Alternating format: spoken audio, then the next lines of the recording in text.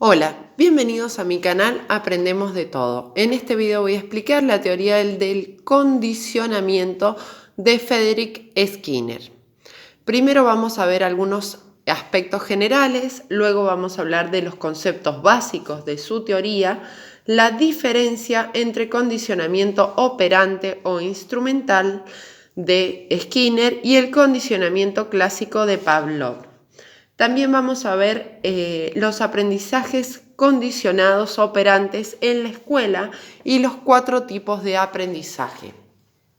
Bien, Skinner fue un norteamericano que nació en 1904 y fallece en 1990. Fue psicólogo y dentro de la psicología se dedicó a la psicología experimental. Fue filósofo, inventor, creador de la teoría del condicionamiento operante, estudia la conducta de los organismos y lo enmarcamos en educación dentro del marco del conductivismo, ¿sí? Por lo que les decía recién que estudia la conducta de los organismos. Los conceptos básicos de su teoría son los siguientes. Primero, toma algunas ideas de Thorndike. Por ejemplo, la ley de la experiencia, la cual afirma que el aprendizaje es resultado de la repetición de conductas.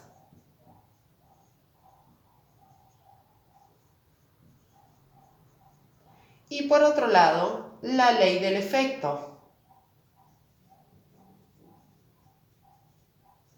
la cual afirma que según el estímulo,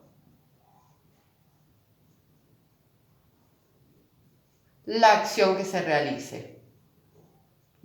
Es decir, si yo a mis alumnos, si completan la tarea o terminan la tarea, les coloco el estímulo de una carita feliz, el alumno va a tender a completar la tarea porque el estímulo es positivo, por lo tanto va a tender a accionar, ¿sí?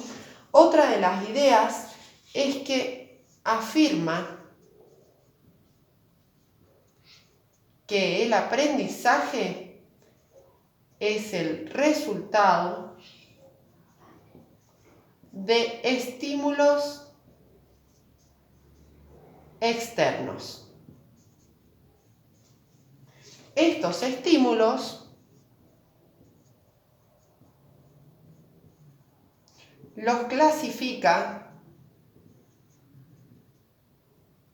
en positivos y negativos. Este es un aspecto importante luego cuando desarrollemos los estímulos condicionales y los incondicionales. A estos estímulos los llama condicionamiento operante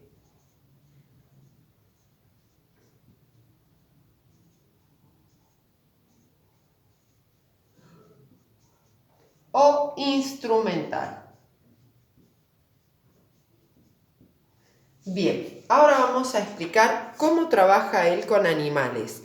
Él experimentaba con animales como palomas o ratas hambrientas.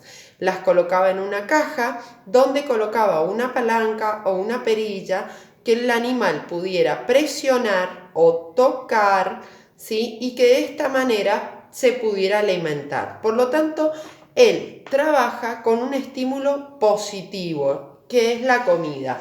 Entonces, el gráfico sería el siguiente. Tenemos, por ejemplo, un pájaro. Acciona bajo el estímulo de la comida. Positivo, ¿sí? ¿Qué pasa? Como cada vez que toca la palanca se acciona y le da de comer, es algo que se retroalimenta en forma circular, ¿sí?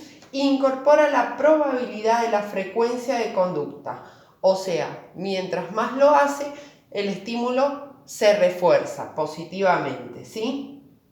Y a esto él le llama variantes.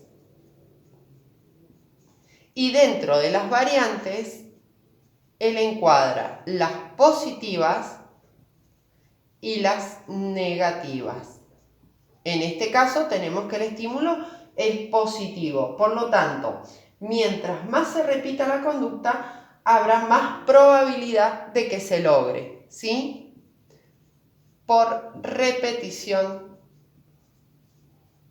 positiva. Sin embargo, cuando damos un estímulo negativo, tendemos a que disminuya la probabilidad de repetición, ¿sí? La probabilidad de repetición. A esto lo podemos enmarcar en el sistema educativo o en la escuela cuando nosotros le llamamos la atención ante un hecho a un alumno, ¿sí? Al llamarle la atención estamos dando un estímulo negativo a una conducta no deseada. Por ejemplo, un niño le quita, sin pedir permiso, le quita un útil a otro niño. Al nosotros reprender esa acción, estamos dando un estímulo negativo y disminuimos la probabilidad de que el niño vuelva a repetir esa acción, ¿sí?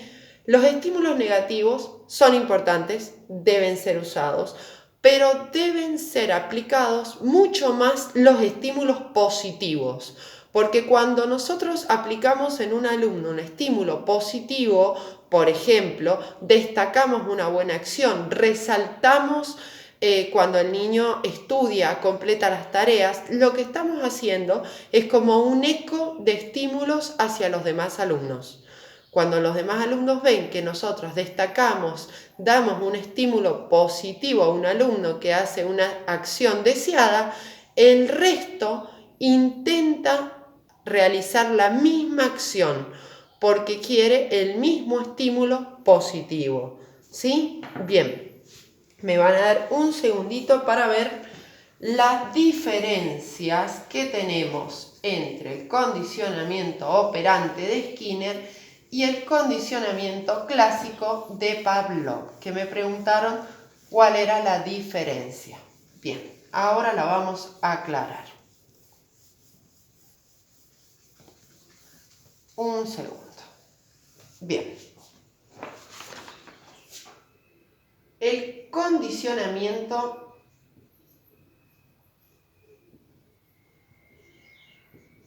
operante o instrumental es de Skinner. Y lo que representa es lo siguiente. El sujeto realiza una acción. Se basa en el estímulo externo, o sea, la acción. Se basa en el estímulo externo. ¿Sí? Sin embargo, el condicionamiento clásico de Pavlov se trata en lo que el sujeto percibe.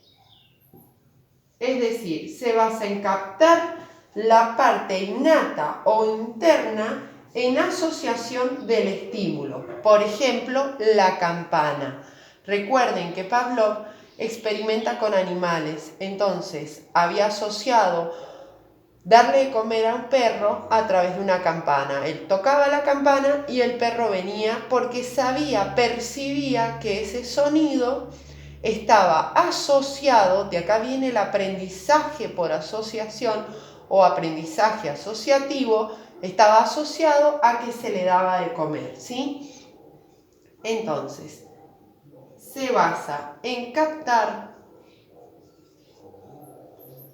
la parte innata o interna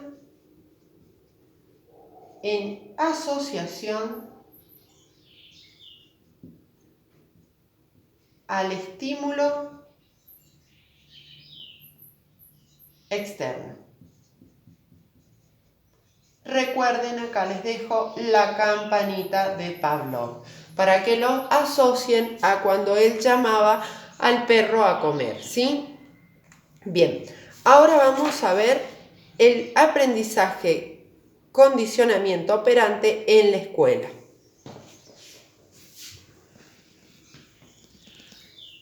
Un segundo. Para que puedan relacionarlo con una de las metodologías de enseñanza, ya que de esta teoría nace el aprendizaje asociativo. Y dice lo siguiente: el aprendizaje condicionado en la escuela. Cuando nosotros deseamos que el alumno repita una conducta, debemos dar un estímulo positivo, ¿sí? Y esto va a hacer que aumente la probabilidad de repetición. Muy importante para que el alumno vuelva a realizar esa acción. Si nosotros no queremos que el alumno haga determinada acción, por ejemplo, pelear con sus compañeros, quitarle útiles o romper algo, debemos dar un estímulo negativo. Y en este estímulo negativo lo que hacemos es disminuir la probabilidad de que repita esa acción. ¿Sí? Bien. Ahora, los tipos de aprendizaje con que él trabaja los vamos a ver en el video que sigue. Les recomiendo suscribirse para recibir más videos y cualquier duda, por favor, comenten. Gracias.